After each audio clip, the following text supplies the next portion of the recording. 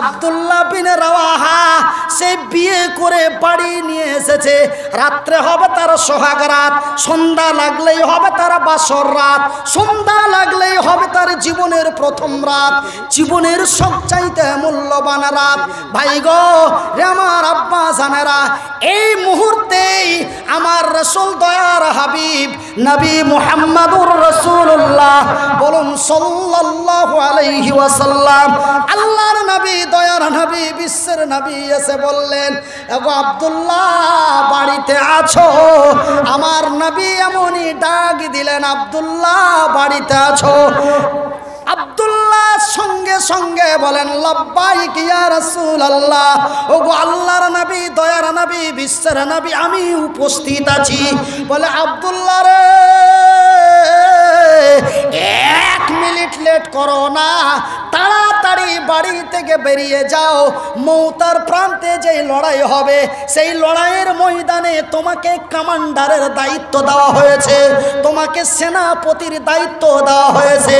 আব্দুল্লাহ রে, বাড়িতে আর থেকো না, তৈরি হয়ে বেরিয়ে যাও।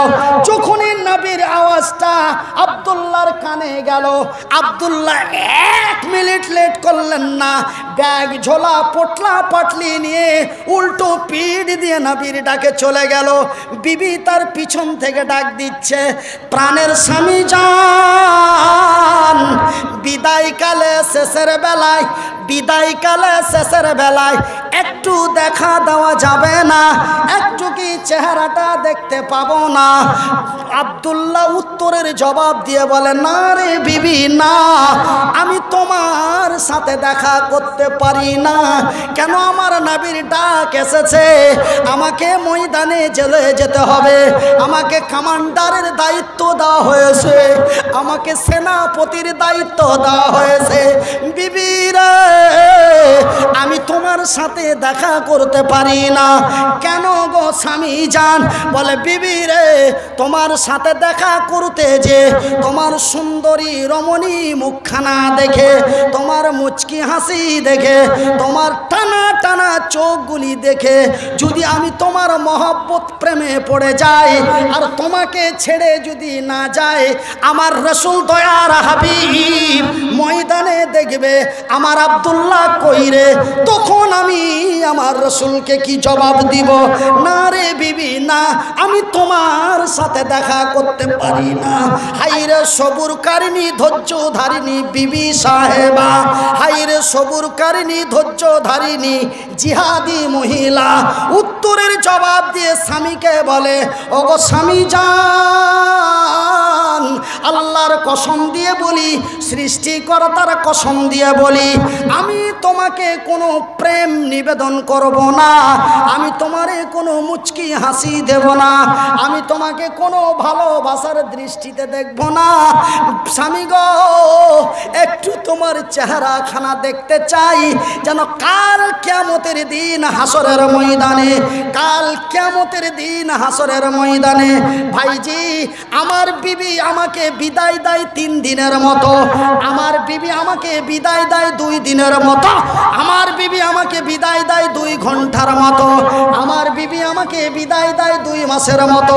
কিন্তু আব্দুল্লাহ বিন রাওয়াহার বিবি সাহেবা সোহাগ রাত্রে তার স্বামীকে বিদায় দিচ্ছে কাল কিয়ামতের দিন পর্যন্ত। নারায়ে তাকবীর! কতদিন পর্যন্ত বিদায় দিচ্ছে স্বামীকে? কাল কিয়ামতের দিন পর্যন্ত।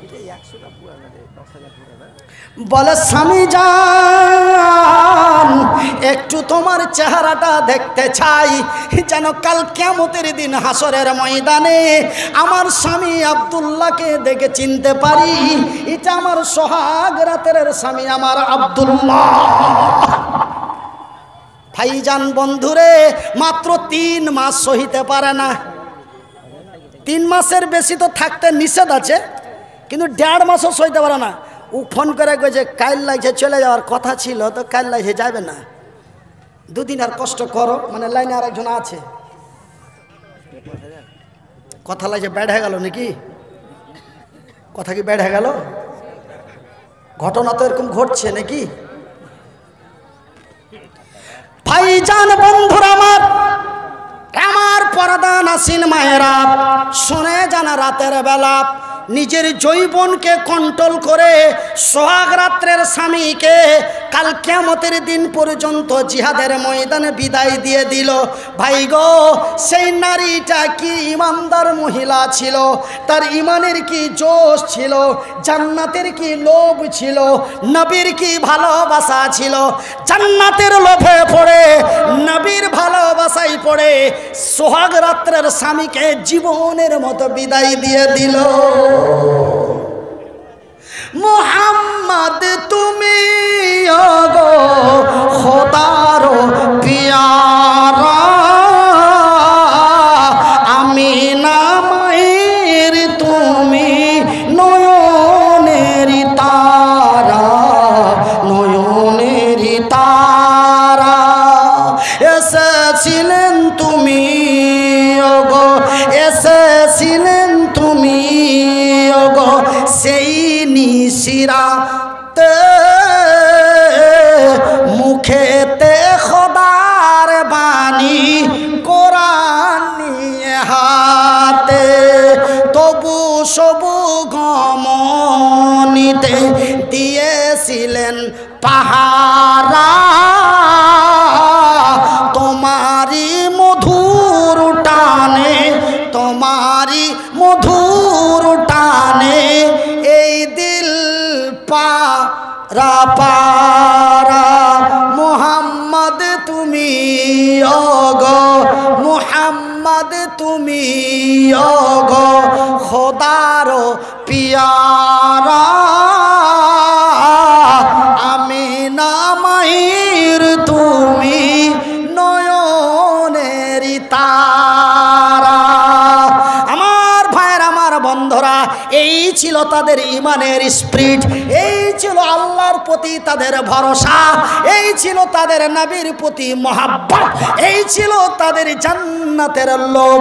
শহীদ যদি হয়ে যায়, আমার রাসূল দয়ার নবী বিশ্বের নবী বলেছেন, যারা মদের বিরুদ্ধে, সুদের বিরুদ্ধে, অন্যায়ের প্রতিবাদ করে সত্যের পতাকা হাতে নিতে যে যারা শহীদ হয়ে যায়, তাদের বিনা গোসলে দাফন করা হয় এবং তাদেরকে বিনা হিসাবে আমার আল্লাহর জান্নাতে দেয়। নারায়ে তাকবীর। তারা বিনা হিসাবে আল্লাহর জান্নাতি, তারা বিনা হিসাবে আল্লাহর জান্নাতি। ভাইজি, আমার আব্বা জানারা, এবং যারা মদের বিরুদ্ধে, সুদের বিরুদ্ধে, অন্যায় অবিচার, অত্যাচার, নির্যাতন, ধর্ষণের বিরুদ্ধে যারা লড়াই করে মারা যায়, তাদের রক্তাক্ত অবস্থায় দাফন করা হয়, তাদের জন্য গোসল নয়।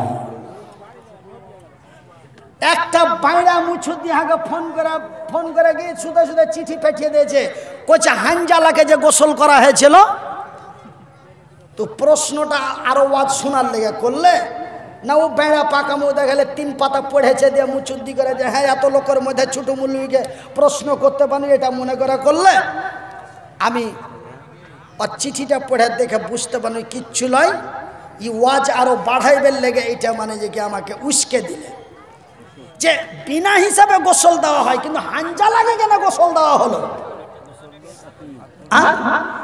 হানজালাকে কেন গোসল দেওয়া হলো? আমি এটাও আপনারাকে বলবো, একটু ধৈর্য ধরেন আমার মায়েরা, অনেক রাত্রি, আপনারা আরেকটু ধৈর্য ধরেন। মাশাআল্লাহ। তো ভাইজান, আপনারা আব্দুল্লাহ বিন রাওয়াহার কথা শুনলেন। এবার আমি যখন প্রশ্নের মধ্য দিয়ে হানজালার কথা এসে গেল, তখন আমি হানজালার কথা বলবো ইনশাআল্লাহ। হানজালার কথা বলবো নাম্বার 1। নাম্বার 2, আমাদের ইমানটা কোন জায়গায় গেছে, জায়গাটার নাম কি। নাম্বার 3, যে ওরা বিজয় হলো, এরা প্যাদানি কেন খেলো। এই 3টা কথা আপনারাকে বলবো। তবে ভাইজান, এই 11টা যে 12টা থেকে এই 1টা পর্যন্ত এতক্ষণ ধরে যে ওয়াজ শুনলেন না ওয়াজ মানলেন, ওয়াজ দেখলেন না ওয়াজ গাইলেন, আমি 15 মিনিট একটু পরীক্ষা করব। হানজালার কথা শুনে ঝরঝর করে কাঁদছে, আব্দুল্লাহর কথা শুনে চোখের পানি ছেড়ে এরকম হচ্ছে, বাহ লাগছে, ইমানদারের বেটা ইমানদার হয়ে গেল।